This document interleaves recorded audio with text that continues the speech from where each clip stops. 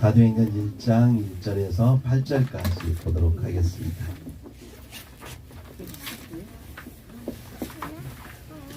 사도행전 1장 1절에서 8절 다같이 일어나셔서 하나님의 말씀을 받들어 읽겠습니다. 사도행전 1장 1절에서 8절까지 부득이 하신 분 안 일어나셔도 되겠습니다. 사도행전 1장 1절에서 8절입니다. 제가 먼저 읽도록 하겠습니다.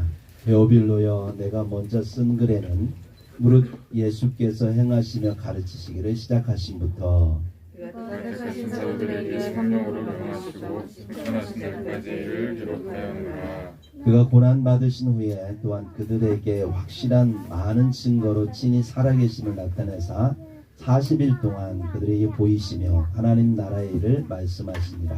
사도와 함께 보이사 그들에게 분부하여 이르시되 예루살렘 떠나지 말고 내게서 들은 바 아버지께서 약속하신 것을 기다리라.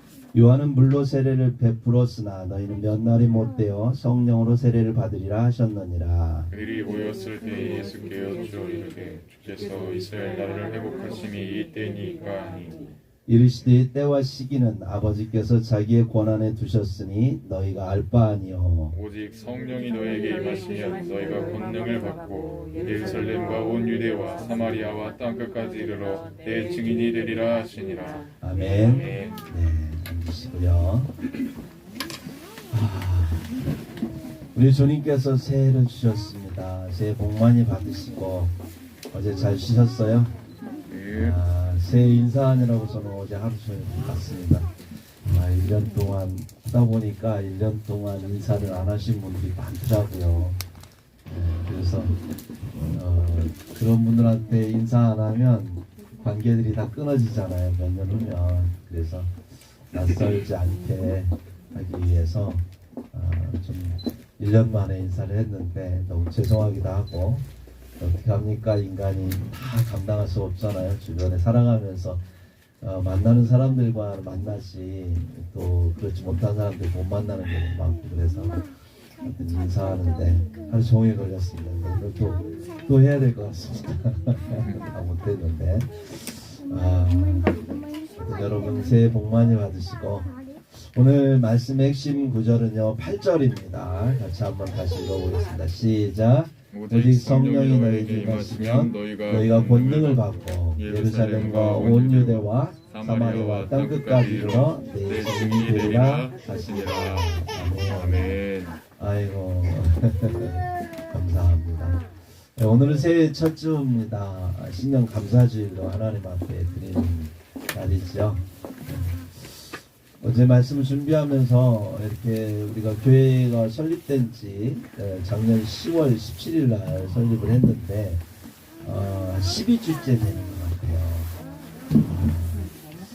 물론 우리 신목사님하고 함께 가정예배 등의 1년이 넘지만 정식적으로 설립하고 예배한 건 12주가 된 것 같습니다. 그동안 참 보고 싶었고 함께 했으면 하는 분들이 참여하셔서 이렇게 예배를 하니까 너무 좋고 행복합니다. 네. 우리가 이제 새로운 해가 시작됐습니다. 새로운 해가 시작된다고 하는 것은 새로운 시작을 하나님께서 우리에게 원하시는 것이고, 새로운 시작이라고 하는 것은 변화, 새로운 변화에 대한 것을 말하는 것이죠. 우리가 우리 교회도 이제 새로운 변화가 필요한 때가 됐다라고 생각이 들어서 말씀을 준비했는데, 이제 우리 교회가 이제 본격적으로 이제 2022년도에는 시작이 돼야 될 것 같습니다. 그래서 교회가 무엇인지, 또는 교회가 왜 세워져야 되는지, 교회가 어떻게 세워지게 되는지, 그 목적과 방향, 방법에 대해서 우리가 알아야 되겠죠. 그래서 한 마음을 모아서 우리가 교회를 세우기 위해서 올해는 사도행전을 가지고 함께 말씀을 나누다 이런 생각을 했습니다. 작년에는 이제 마태복음을 쭉 강의를 했거든요. 끝까지 가면 좀 마태복음만 하도 한 2, 3년은 해야 될 것 같아요. 그래서 또 다음에 또 기회가 되면 그 다음부터 마태복음 이어서 하되, 이제 올해는 교회에 대해서 우리가 좀 알고 교회를 세워가야 되겠다 이런 생각이 들어서 사도행전을 말씀을 함께 나누도록 하려고 합니다. 여러분 사도행전은요 누가 지었을까요? 누가? 누가 지었냐면 누가가 지었어요. 사도행전을 쓰기 전에 사도행전을 쓰기 전에 누가가 쓴 책이 있어요. 성경책 뭘까요? 누가? 복음입니다.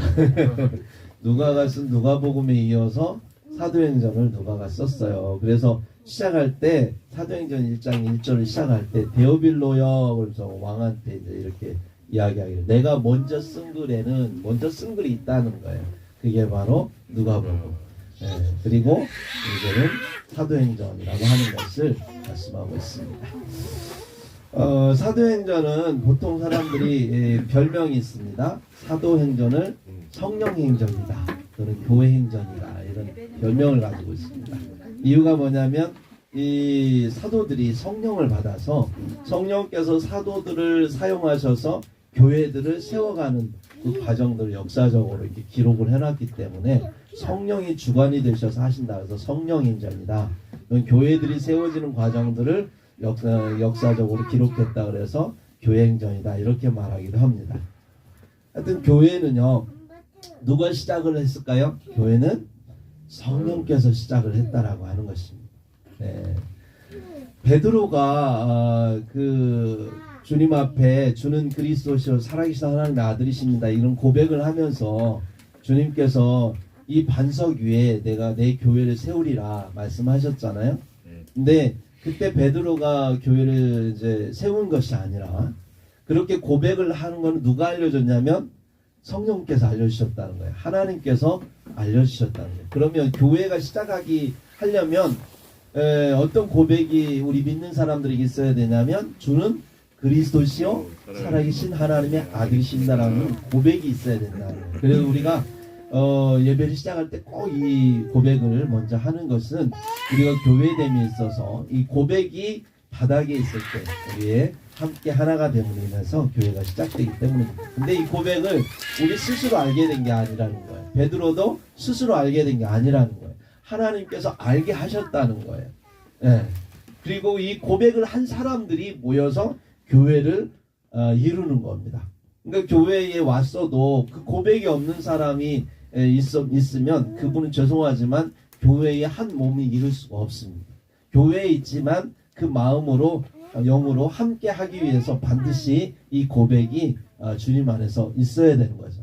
예수님 누구세요? 물어보면 항상 그분의 입에서는 주는 그리스도시요 우리를 구원하신 하나님께서 기름 부어주신 메시아입니다 라는 고백을 하는 겁니다. 하나님의 아들이십니다. 하나님의 아들은 바로 하나님이시다는 것을 인정하는 거예요. 그 인정이 있을 때 그 고백 위에 우리가 하나가 되고 그래서 교회를 이뤄가는 것입니다.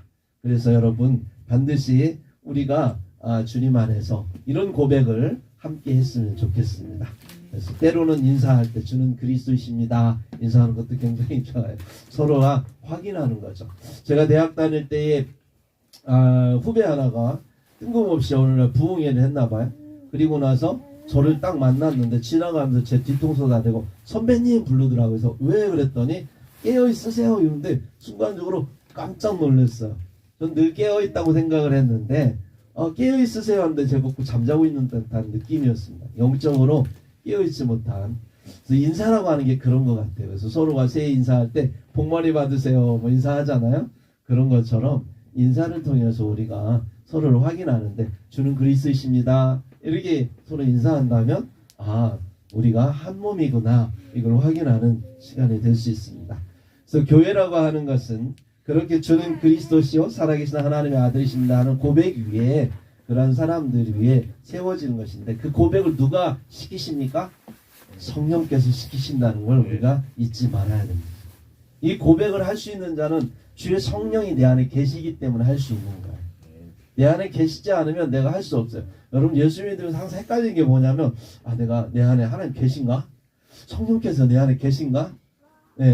우리 잘 못 느껴요. 너무나 자연스럽게 우리 안에 계시기 때문에 계신지 안 계신지 잘 몰라요. 근데 어떻게 알 수 있냐면 내가 주는 그리스도시오라고 하는 고백이 자연스럽게 내 안에 고백이 되어질 때, 그것이 동의되어질 때, 그거는 하나님이 내 안에 그런 고백을 할 수 있도록 하시기 때문에 그런 겁니다. 예수 안 믿는 사람 절대 이 고백하지 못합니다. 신천지인들한테 얘기해보세요. 절대로 고백하지 못해. 죽어도 목에 칼이 들어도 하지 못해. 이 고백은 아무나 하지 못해. 물론 그냥 건성으로 할 수는 있어요. 주는 그리스도이십니다. 뭐 그냥 따라서 할 수는 있죠. 진짜 마음으로 동의하면서 하는 것은 신앙이 없이 성령께서 하지 않으면 할 수가 없는 고백입니다. 오늘 사도행전 1장 본문에 보면 교회가 세워질 때에 주님께서 제자들에게 먼저 하신 것이 뭐냐면 명령하신 게 4절에 있습니다. 같이 한번 읽어보겠습니다. 시작. 사도와 함께 모이사 그들에게 분부하여 이르시되 예루살렘을 떠나지 말고 내게서 들은 바 아버지께서 약속하신 것을 기다리라. 아멘. 네, 예수께서 하늘로 올라가시기 전에 제자들에게 말씀하신 겁니다. 뭐라고 말씀하셨느냐? 예루살렘을 떠나지 말아라. 그리고 또 아버지께서 약속하신 것을 기다려라. 이렇게 말씀하고 가셨어요. 네. 아버지께서 약속하신 게 뭘까요? 아버지께서 약속하신 게 뭘까 그랬더니 오전에 친절히 말씀을 해주십니다. 같이 한번 읽습니다. 시작.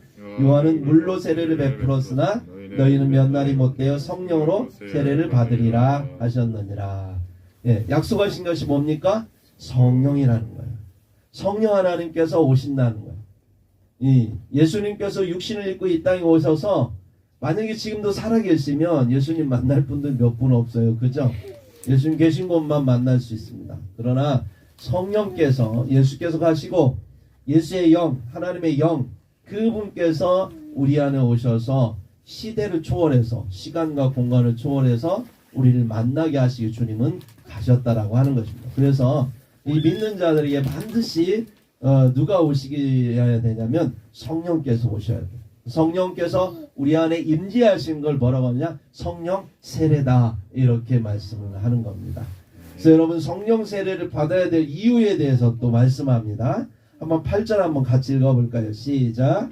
오직 성령이 너희에게 임하시면 너희가 권능을 받고 예루살렘과 온 유대와 사마리아와 땅끝까지 이르러 내 증인이 되리라 하시니라. 아멘. 네, 성령 세례를 받아야 될 이유가 뭘까요? 네, 성령 세례를 받으면 권능이 생깁니다. 권능이 생기면 예수님의 증인이 될 수 있습니다. 우리는 여호와의 증인이 아니에요. 예수님의 증인이에요. 네, 예수님의 증인이 맞습니다. 내 증인이 되리라 하셨어요. 그러므로 우리가 정말로 교회를 이루는 데 있어서 필요한 사람들이 누구냐면 예수의 증인이에요. 여기에 있는 여러분들은 예수님의 증인들이세요. 증인들은 증거를 갖고 있는 사람이 증인이에요. 증거가 없는 사람은 증인이 될 수 없어요. 법정에 나아가서 누군가의 증인에 대해서 이야기를 하려면 분명히 내가 보았거나 또는 증거를 가지고 있어야 되는 거예요. 그러지 않고 나가서 내가 증인이라고 얘기하면 뭐야? 허위 증인을 증언하는 겁니다. 네. 그런 것처럼 주님은 예수 믿는 자들에게 반드시 증인이 되기를 원하십니다. 증인이 되기 위해서 필요한 게 성령이시고 그 성령께서 우리에게 권능을 주기를 원하신다라고 하는 거예요. 여러분 세례에는 두 가지가 있죠. 하나는 물세례, 하나는 성령세례. 네. 세례 요한이 준 세례는 물세례입니다. 여러분 예수 믿을 때 우리가 이제 세례식을 이렇게 하게 되는데 물로 세례를 베풀잖아요. 그 물로 세례를 베푸는 의미가 뭘까요? 네. 베드로전서 3장 21절에 보니까 이런 말씀이 있습니다. 물은 예수 그리스도께서 부활하심으로 말미암아 이제 너희를 구원하는 표니. 물세례를 주는 이유가 뭐냐면 구원받았다라고 하는 표시래요. 네. 그러면서 곧 세례라. 이는 육체의 더러운 것을 제하여 버림이 아니요 육체에 있는 정욕을 우리가 세례받았다고 해서 우리 안에는 정욕이 사라지는 게 아니라는 거예요. 하나님을 향한 선한 양심의 간군이라. 죽어있던 양심, 하나님과 끊어져서 하나님과 연결이 돼야 사는 우리의 양심이 우리가 하나님과 끊어짐으로 말미암아 작동을 하지 않는데 우리가 물세례를 받으면 그로 인하여서 우리의 양심이 하나님을 향하여 작동하기 시작하는 거랍니다.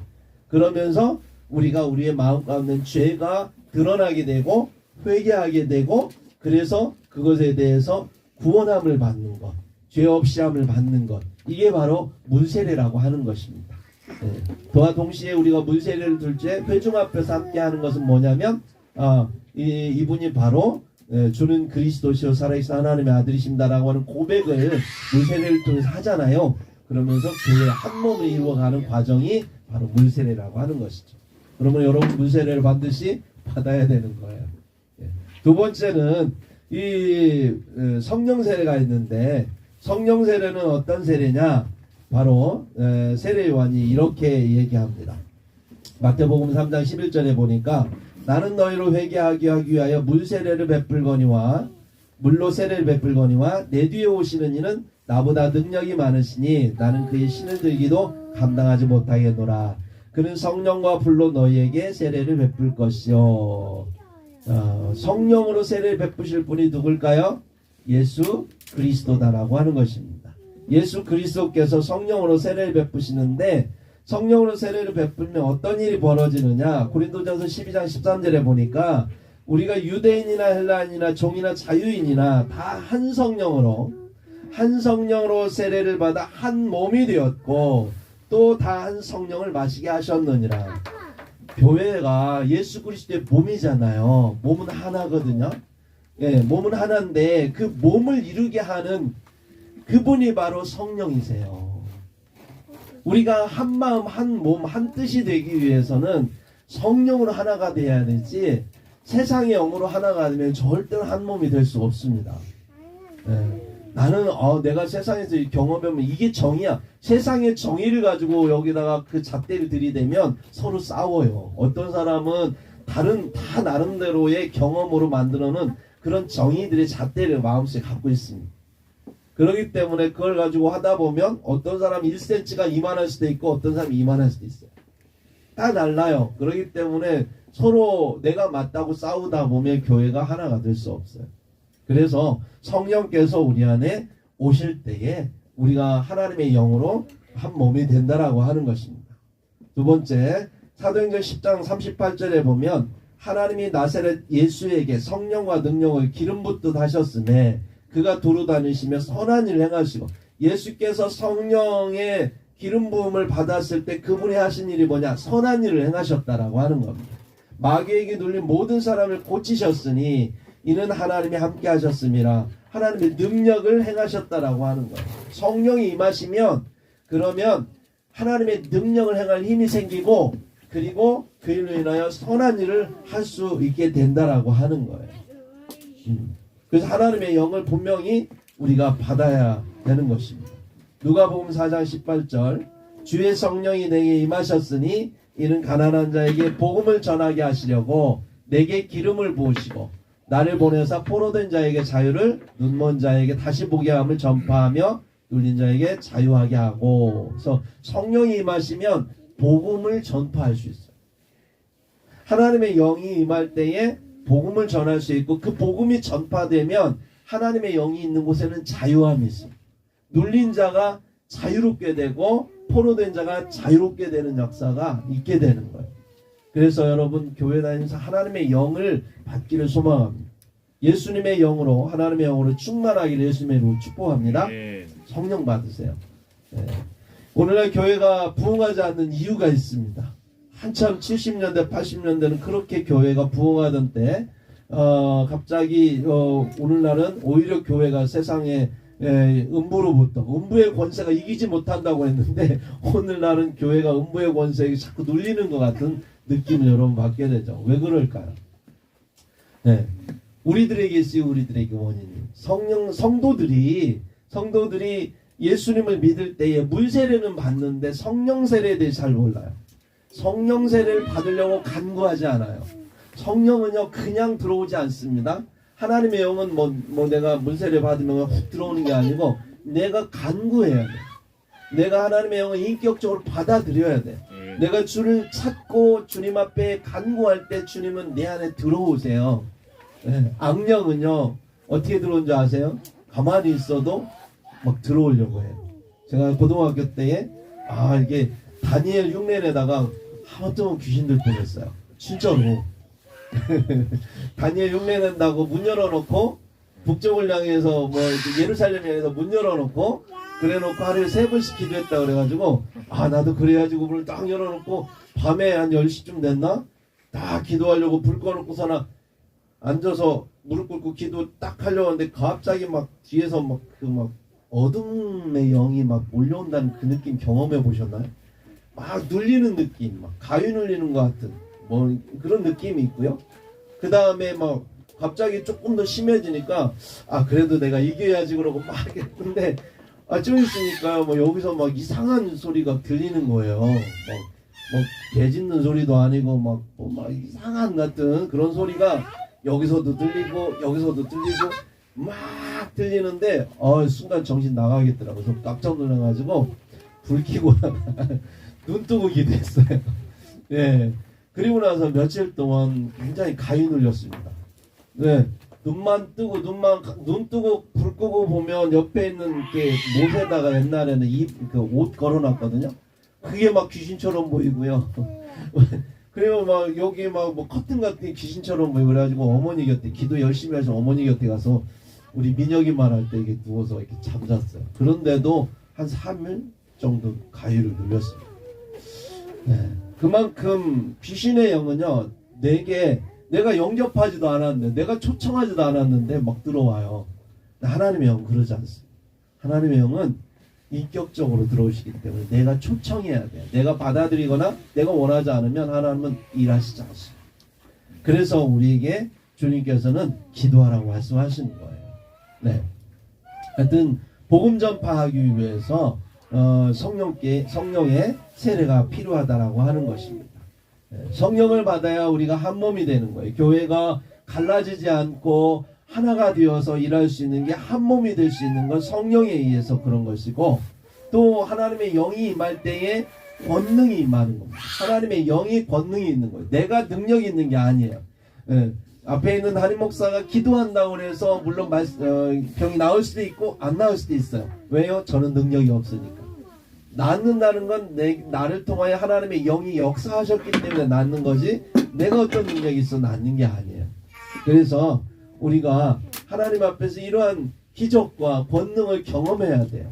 그래야 우리가 증인이 될 수 있습니다. 하나님이 있으면 나와보라 그래. 하나님 한번 보여줘봐 하는 사람들에게 삶의 증거가 있어야 됩니다. 여러분, 죽었다 살아나는 사람, 내가 천국을 본 사람, 또는 질병에 불치병에 걸렸다가 나은 사람, 예수 이름으로 나은 사람, 그런 사람들은 진짜 하나님 앞에서 목숨 걸고 예수 믿는다고 말할 수 있습니다. 네. 그런데 그냥 무세례만 받고 한 번도 하나님을 경험해 보지 못한, 하나님의 능력을 경험해 보지 못한 사람은요, 변절하기 쉬워요. 네.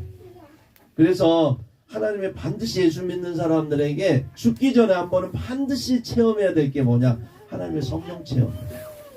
진짜입니다. 그러지 않고는 교회 핍박이 오면 이 성령을 경험하지 않은 분들은 다 떠나요. 왜냐하면 뭐 내가 믿어도 뭐 별반 뭐 안 믿을 때나 믿을 때나 뭐 별반 차이가 없거든요. 그런데 내가 성령을 체험하고 나면 내가 부인할 수가 없어요. 내가 하나를 만났는데 그거는 말이야 심리적으로 그건 이상한 하나의 어떤 그런 네가 뭐 그런 맨날 그런 생각하니까 여기에 그 잠재의식 속에 그런 것들이 나오는 거. 심리학적으로 설명할 수는 있어요. 그러나 그거는 그냥 객관적으로 학문적으로 설명하는 건데, 내 안에 역사한 하나님의 영을 만나면 그거는 표현할 수가 없습니다. 말로 표현할 수 없는 역사라고 하는 거예요. 그래서 성령을 우리가 받는 게 굉장히 중요해요. 그래야 교회는 성장할 수 있고, 그래야 가정이 하나님 안에서 축복이 될 수 있습니다. 여러분, 우리가 성령 안에서 그렇게 한 몸이 되고 또 성령 안에서 교제할 때에 하나님은 우리를 통하여서 한 몸을 이루시는데, 우리가 예수님과 내가 한 몸이 된다는 것, 그리고 성령 안에서 성도들이 한 몸이 된다는 것, 교회가 부흥할 때는 한 몸이 되는 게 굉장히 중요해요. 오늘날 이 나라가 굉장히 지금 위기에 있는 이유가 뭐냐면, 주변에 외적들이 많아서 위기에 있는 게 아니에요. 지금 우리나라가. 그렇죠? 예, 주변에 뭐 강국들이 있어가지고 우리는 힘센 나라들이 있어서 지금 우리가 위기가 아니라 우리 내부적으로 갈라 있어서 위기예요. 서로가 막 갈라져 있어요. 남자와 여자 갈라져 있고 상하가 갈라져 있고 뭐 서로 간에 지금 갈등하고 막 하나가 되지 못하는 거예요. 자중질환을 하고 있는 거예요. 그럴 때 외적이 쳐들어오면 감당이 안 되는 거예요. 예. 뭐 나라만 그렇습니까? 가족도 그러잖아요. 예, 부부간에 막 갈등하고 형제간에 갈등하고 막 부자간에 갈등하고 뭐 이런 집안이 어떻게 앞으로 발전하겠어요? 서로가 하나가 될 때, 그럴 때 힘을 모아서 시너지가 생기면서 나아갈 수 있는. 교회도 마찬가지예요. 막 목사님과 장로님이 갈등하고 성도와 성도가 갈등하고 뭐 성도와 교제가 뭐 이렇게 교역자와 갈등하고 이러면은 교회가 안 되는 거죠. 하나님의 영으로 하나 될 때 교회가 하나가 되는 것입니다. 우리가 참으로 사람과 사람이 친해질 때는 어떻게 친해지나요? 먹고 함께 먹으면 친해집니다. 그 다음에 같이 놀아야 돼요. 예. 그리고 같이 목욕을 한다던가 너는 같이 하여튼 어려움을 겪는다. 뭐 이러한 함께 할 때에 우리가 하나가 될 수 있어요. 뭐 해병대들 그러잖아요. 한편 해병은 영원한 해병이다 막 그러잖아요. 다른 군인들도 많이 있는데 왜 해병대만 유일하게 그럴까요? 그들은 전우애가 확실합니다. 훈련을 실전처럼 하기 때문에 죽음을 넘나드는 앞에서 정말 내가 물속에 들어가가지고 힘에 겨워가지고 막 익사 직전에 누가 꺼내주냐면 내 옆에 있는 전우가 꺼내주거든요. 그걸 내가 경험하거든. 일반 병들은 그것까지 안 해요. 근데 그런 걸 경험하고 나면 이 전우는 그냥 전우가 아니야. 내 목숨을 살려준 전우야. 내가 전쟁이 일어나면 내 옆에서 내 대신 싸워줄 그런 전우거든요. 내가 총 맞아도 그 총 맞아 내가 거동을 못할 때 나를 살려주고 끝까지 책임져 줄 자가 전우거든. 그거 확신하니까 그러니까 한 해병은 영원한 해병이라고 하면서 서로가 하나 되는 거예요. 교회가 그런 거죠. 정말 우리가 이 행복한 리본 교회가 하나 되려면 누군가가 정말 영적으로 낙오되거나 실패하거나 쓰러지거나 하면 옆에서 끌어주고 세워주고 당겨주고 이렇게 위로해주고 막 옆에 도와주고 해서 그가 함께 할 수 있도록 해줘야 돼요. 그래야 나중에 정말 교회가 하나 되는 걸 경험해요. 교회 나오든 안 나오든 몸이 아프든 말든 사람이 문제가 있든 없든 난 상관없어. 나만 뭐 예배 드리면 되지. 뭐 이렇게 형식적으로 그냥 막 왔어요. 뭐 이러면 절대 교회에 부응할 수 없습니다. 여러분 그렇잖아요? 교회에 딱 왔는데 내가 오고 싶은 교회가 돼야 되는 거죠. 그죠? 내가 오면 행복해야 되는 거예요. 내가 만나고 싶은 사람들이 교회에 있어야 되고요. 정말 보면은 볼수록 행복해야 돼요. 아, 저분 만나면 부담스러워. 아, 저분 만나면 짜증나. 아, 저분 만나면 왠지 막 불편해. 이러면 나도 지금 교회 오기 싫은데 내가 누구를 데려와가지고 우리 교회 하나 하겠냐 이거예요. 근데 그런 마음들이 성령 안에서 하나가 되어요. 그래서 우리가 새해 됐으니까 우리가 먼저 하나가 되어야 되겠죠. 단합되어야 됩니다. 그죠? 일단은 먹어야 돼요. 신목사님 일단 먹어야 되잖아요. 뭐 먹고 같이 놀고 같이 자고 뭐 이렇게 하면서 일단 우리가 친해져야 돼. 그리고 성령 안에서 함께 기도함으로 하나님의 권능을 경험하고 정말 문제를 가진 분들이 자기 기도 제목 내놓고 기도하고 거기에서 문제가 해결되는 것을 하나님 안에서 경험할 때 우리는 예수의 증인이 돼서 나아가서 증거할 수 있는 거예요. 이래야 교회가 되는 거지. 우리가 나가서 예수 믿으세요, 교회 오세요 막 이런다 그 사람들이 한 번 올 수 있습니다. 미안해갖고 그죠? 왔다가 서먹서먹하고 아유 불편하고 그러면 다음부터 오라고 안 와요. 오히려 그분하고 관계가 더 틀어져요 이제. 그러니까 그러기 전에 우리가 딱 왔는데 이상해. 다른 데에서 느낄 수 없는 공동체의 그 따뜻한 사랑이 있고 뭔가 다른 뭔가를 경험할 때 이 사람들은 신기하거든. 아, 이 공동체에 내가 한번 경험하고 싶다. 이런 교회가 되어야 되지 않을까요? 그러지 않고 아무리 코로나 시대에 위기의 교회가 부흥하고 싶어도 우리가 서로 하나가 안 되면 안 됩니다. 그러기 위해서 모여야 돼요. 만나야 돼요. 코로나 시기에 교회가 위기인 게 뭐냐면 만날 수 없다는 거예요. 서로 만나야 호흡도 하고 서로 만나야 마음도 서로 통하고 그런 거예요. 여러분 카톡으로 이렇게 서로 교통하는 거와 직접 이렇게 보고 만나서 함께 눈을 마주치며 이야기하는 건 전혀 다르죠. 느낌이 다른 거예요. 카톡으로 1년 동안 아무리 해보세요. 직접 만나면 되게 서먹하거든요. 그냥 카톡 안 해도요. 그냥 만나서 얼굴 인사만 해도 그냥 웃고 인사만 하고 1년만 만나도 그 다음에 만나면 행복하고 왠지 딱 있는 것 자체가 친근해요. 카톡으로는 한계가 있어요. 그래서 교회는 그리스도 안에서 만나야 돼요. 그래서 사단이 마지막 때에 가서 교회를 무너뜨리는 방법이 뭐냐면 못 만나게 하는 거예요. 흩어지게 하는 거예요. 네. 흩어지게 하는 거예요. 그래서 마지막 때가 모이기를 더욱 힘쓰라고 주님 말씀하신 게 뭐냐면 흩어지게 하니까. 근데 그게 억지로 하는 게 아니라 아주 자연스럽게 이렇게 코로나를 통해서 또는 AI 이런 시스템에 의해서 사람들이 만나는 게 불편하고 힘들거든요. 그러니까 적당히 거리 두게 만드는 이런 시스템을 만들어 간다라고 하는 것입니다. 여러분 우리가 하나님을 경험하고 싶으시죠? 우리만 그런 마음이 있는 게 아니라 하나님도 마찬가지예요. 하나님은 우리보다 더 하나님 당신을 드러내기를 원하세요. 네. 히브리서 11장 6절에 보면 믿음이 없이는 하나님을 기쁘시게 하지 못하나니 얼마나 하나님께서 당신을 드러내기를 원하시냐면 하나님께 나아가는 자는 반드시 그가 계신 것을 믿어야 된대요. 네. 얼마나 확신이 있으시면 우리에게 반드시 그가 계신 것과 또한 그가 자기를 찾는 자들에게 상 주신 분이라는 것을 하는 것을 믿어야 된다는 거예요. 예. 하나님은 그렇게 상 주시고 싶어 하시고 우리에게 당신을 드러내고 싶어 하시고 예. 살아계심을 우리가 인정하고 우리가 믿고 그렇게 하기를 원하신다라고 하는 거예요. 그래서 그러기 위해서 우리에게 필요한 게 뭐냐면 주님과 만날 수 있는 그런 계기가 필요한 거예요. 우리가 평상시는 참 인간이 못됐어요. 저를 포함해 여러분들 다 그래요. 하나님을 평상시는 잘 찾지 않아요. 문제가 발생하면 찾더라고요. 그죠? 그러니까 하나님이 그냥 상 주시고 싶어도 상을 왜 못 주냐? 예, 찾지 않으니까. 그래서 문제를 주시는 거예요. 왜? 문제 너 혼자 풀라고 주시는 게 아니라 그게 하나님을 드러내시는 하나님의 도구로 사용하시기 위해서. 여러분 내게 문제가 있다. 아 그러면 하나님이 나를 부르시는구나. 이렇게 생각하셔야지. 아, 왜 나만 갖고 그래요? 하나님 이러지면 안 돼. 왜 나만 갖고 그래? 저분은 안 그러는데 왜 나만 갖고 그래? 이러지 마시고, 아, 하나님이 나를 부르시는구나. 그리고 함께 기도해. 교회는 서로 함께 기도하라고 주어진 공동체임을 우리는 믿어야 될 것입니다. 네, 하나님을 간절히 찾는 자가 주를 만날 것이다. 잠언 8장 17절에 말씀합니다.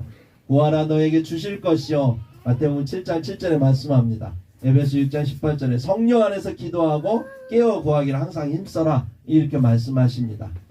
야고보서 4장 2절 3절에 보면 너희가 얻지 못하면 왜 얻지 못하는 줄 아니? 구하지 아니하기 때문에 얻지 못하는 거야 말씀하고 있습니다. 네. 구하여도 왜 못 받는 줄 아니? 너희가 정욕으로 쓰려고 잘못 구하기 때문에 그렇다라고 말씀하고 있습니다. 그러므로 하나님 앞에서 구하셔야 돼요. 그래야 증인이 될 수 있어요. 구하시고 경험되어져야 증인이 될 수 있어요. 신 목사님 열심히 기도하고 있는 줄 압니다. 에스더. 네. 기도했으면 받으셔야 돼요. 그래야 하나님 살아계시다고 증거할 수. 내가 이렇게 했더니 하나님이 이렇게 하셨다라고 이게 증거잖아요. 그죠? 우리 제인 형제. 내가 기도했더니 우리 우준이가 하나님 안에서 건강하게 자라더라. 우리 은우가 건강하게 자라더라. 이게 증거로 내 안에 딱 새겨질 때 나는 정말 하나님과 온전한 관계가 될 수 있는 거예요. 네. 그래서 하나님 앞에 올해에는 소원하는 모든 것들이 여러분한테 다 이루어지기를 원합니다. 우리 민혁이도 마찬가지예요. 네. 뭐 내가 잘못해서 떨어졌다고 하지 말고 내가 잘못해서 재소된다고 생각하지 말고 하나님께서 올해에 내가 기도하지 않아서 그렇구나. 하나님께 정말 열심히 기도하고 하나님의 살아계심을 증거하는 증인이 되기 위해서는 반드시 올해는 합격을 해야 되는 거예요. 아멘. 네, 죽으십니까? 네. 하여튼 저와 여러분 모두가 주님 안에서 22년도 자꾸 23년 전에 22년도는 예, 증거를 갖는, 믿음의 증거를 갖는 예수의 증인이 되기를 바랍니다. 아멘. 예, 그러기 위해서 사도행전의 초대교회들, 원형교회를 이뤘던 초대교회들은요 어떻게 했냐면, 사도행전 1장 14절에 보니까 예수님이 부활하시고 승천하신 다음에 그들이 예루살렘 떠나지 말고 기다려라, 주께서 약속하신 걸 기다려라. 그래서 떠나지 않고 어떻게 기다렸냐면 마가의 다락방에 모였어요. 그래서 여자들과 예수의 어머니 마리아와 예수의 아우들과 더불어 마음을 같이하여 오로지 기도에 힘쓰니라 그랬어요. 여러분, 기도 외에는 성령께서 임하지 않습니다. 예. 신앙생활에 있어서 기도가 중요한 이유는 하나님을 만날 수 있는 유일한 창구가 기도다라고 하는 거예요. 기도하지 않으면서 내가 하나님 만나려고, 하나님 어디 있냐고, 하나님은 나를 만나려면 이렇게 만나야 돼. 하나님 방법을 가르쳐 줬는데 방법대로 하지 않고, 하나님 주신 전화번호대로 전화 걸지 않고, 내가 아는 내 방식대로 전화 걸면 그 전화가 걸리냐 이거예요. 전화는 걸리겠죠. 근데 하나님께 안 걸리는 거예요. 전화번호를 정확히 알아야 됩니다. 그죠? 예, 66국에 3927 전화번호. 예, 전화 걸으세요. 하나님께 66국에 3927 뭡니까? 성경 말씀이죠. 하나님 말씀 붙들고 기도하는 거예요. 그래야 하나님이 나와 만나주시고 하나님과 소통할 수 있는 겁니다. 그래서 초대교회 성도들은 기도했던 거예요. 무려 며칠 동안 기도했을까요? 10일 동안. 네, 오순절날. 네, 성령께서 임하시는. 네, 주님께서 이 10일을 우리에게 주신 이유가 있는 것 같아요. 네, 그래서 여러분, 정말 작정 기도하고 내가 하나님께 은혜 받기 위해서 성령의 임재를 경험하기 위해서는 기도와 오로지 기도에 힘썼다라고 하는 것처럼 기도에 힘써야 되는 것이죠. 네, 그래서 70년대, 80년대에 그런 부흥의 그런 기초가 될 수 있었던 게, 오로지 막 와서 부흥회 할 때 막 일주일 내동 찬양하고 말씀 듣고 기도하고 막 이것들을 하니까 결국은 하나님께서 그렇게 역사하셨던 건데, 오늘날은 그렇게 않잖아요. 예, 교회에서 부흥회 하자 그러면 되게 힘들어하죠. 왜 목사님들이 부흥회 안 줄 아세요? 시험 들을까봐. 성도들이 나 그럼 딴 교회 갈래요 이럴까봐 두려워서 못하는 거예요. 딴 교회 안 하는 교회 많으니까. 저 교회 가도 부흥회, 저 교회도 부흥회 하면 뭐라 그래? 부흥회 합시다. 갈 데 없거든. 딴 데 가도 해야 되고 여기 가도 해야 돼. 어차피 해야 될 거 여기서 하지 뭐 하고 포기하는데, 하도 안 하니까 부흥회 합시다 그러면 에이 딴 교회 갈래요 그러면 이제 목사님 두려운 거예요. 그래서 말 못하는 거예요. 여러분들, 제가 부흥회 합시다 그러면 함께 해주세요. 아멘. 예, 하나님이 시키셔야 할 겁니다.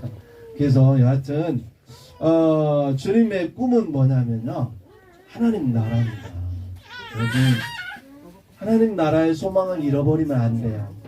아무리 어려운 상황이 되고 어떠한 고난의 상황이 돼도 한 가지 꼭 기억할 것, 하나님은 반드시 우리에게 하나님 나라를 주십니다. 그 나라는 눈물이 없어요. 고통이 없어요. 아픔이 없어요. 이별도. 그냥 그 나라에는 하나님과 함께 영원히 사는 생명, 희망밖에 없는 나라, 그 나라예요. 그 나라를 주님이 우리에게 주시고자 원하시는 거예요. 근데 그 나라의 샘플이 뭐냐면, 이 지상에 주님께서 만들어온 샘플이 뭐냐면 교회라는 거예요. 그래서 교회가 중요한 거예요. 여기서 교회를 경험하지 않은 분은 절대로 하나님 나라에 갈 수가 없어요.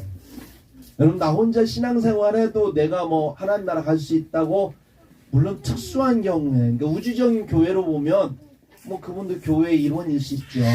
그러나 보편적인 상황에서 내가 교회를 부정하면서 내가 내 신앙을 가졌다, 이거는 하나님의 뜻과 무관한 거예요. 정말 성경 읽어보세요. 하나님은 교회는 내 몸이라고 하는데, 교회를 부정하면 예수를 부정하는 거하고 똑같다니까요. 그런데 어떻게 구원을 이룰 수 있어요?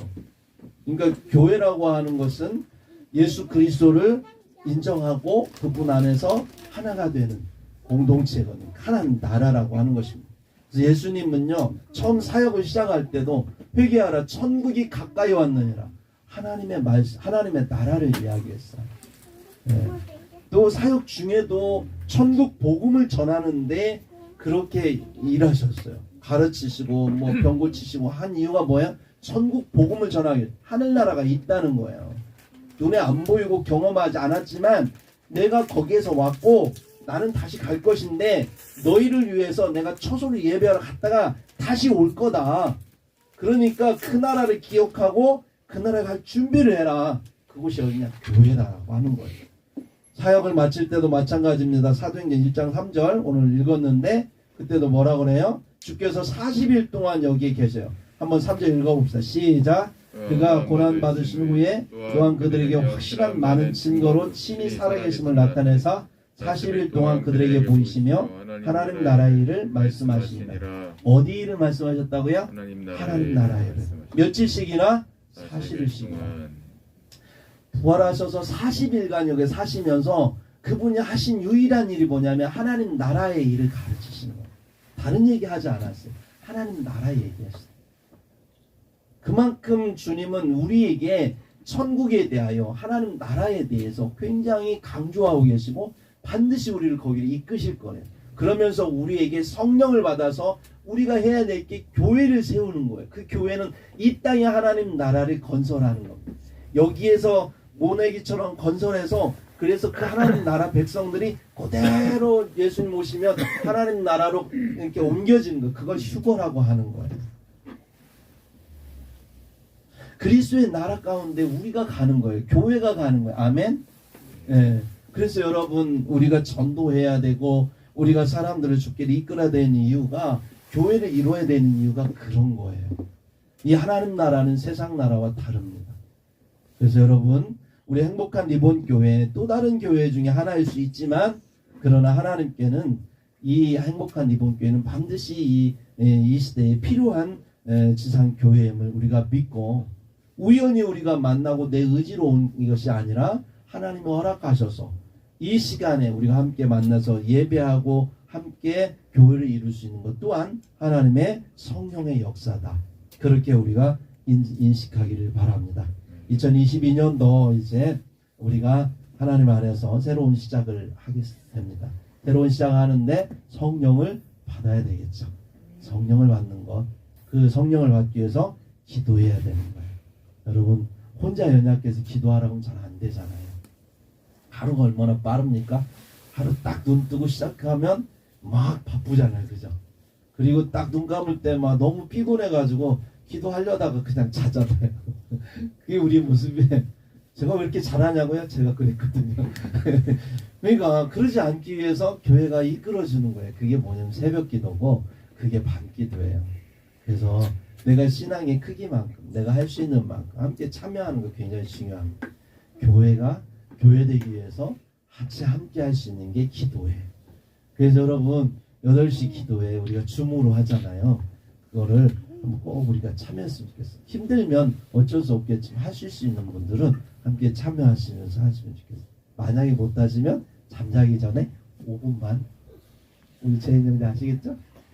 5분만이라도 기도하세요. 여러분의 문제를 놓고 하나님 앞에 기도하세요.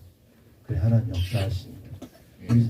제가 우리 다음 세대를 위해서 늘 기도하고 있습니다. 하나님께서는 담임 목사의 기도도 굉장히 중요하지만 또 본인의 기도가 더 중요한 거예요. 왜냐하면 본인이 더 원해야 되거든요. 그래서 2022년 우리가 하나님 나라의 교회가 부흥하는 것. 교회 부흥을 위해서 하라는가 보다. 아니요. 여러분 교회 부흥이 가정 부흥이에요. 가정 부흥이 사회 부흥이고 나라 부흥이에요. 여러분 교회에서 배우고 섬기고 하나님 안에서 이렇게 리더로 세워질 때 그 리더가 진짜 온전한 리더가 다니엘처럼 또는 모세와 같은 리더가 이 나라에 있다면 지금 우리 걱정 안 해도 돼요. 우리가 지금 왜 대선을 왜 걱정하나요? 아무리 봐도 모세가 아니야. 아무리 봐도 다윗이 아니고 아무리 봐도 다니엘이 아니야. 어떤 때 죄송하지만 내가 대통령, 나도 대통령 되겠다 뭐 이런 마음에 교만한 마음이 막 나와요. 저 정도 가지고 대통령 한다면 나도 도전할 거 뭐 이런 생각이면 생각 들 정도로 너무 안타까운 상황이잖아요. 교회가 그런 인물을 세워놔야 돼요. 우리 다음 세대가 그런 일들을 해야 되지 않겠습니까? 그러기 위해서 교회는 반드시 필요하고 그런 교회가 가정을 세우는 거죠. 가정이 이 사회를 나라를 세워갈 때에 하나님께서 교회를 통해서 일하신다라고 하는 것을 아시고 교회를 위해서 우리 가정보다 교회를 위해서 해야 되나 이런 생각 마시고 이게 바로 축복의 통로다라고 하는 걸 생각하시면 내가 죽기 전에 적어도 교회 하나만큼은 나로 인하여 세워줘야 주님 앞에 갔을 때 오늘 할 말이 있습니다.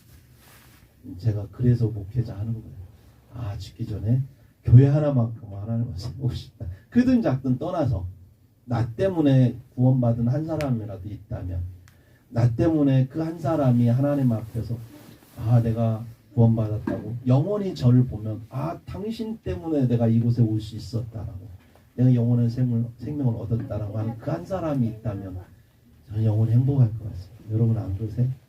그 한 사람을 우리가 올 하나에 전도했으면 좋겠고 그래서 하나님의 교회를 세워갔으면 좋겠습니다. 우리 기도하겠습니다.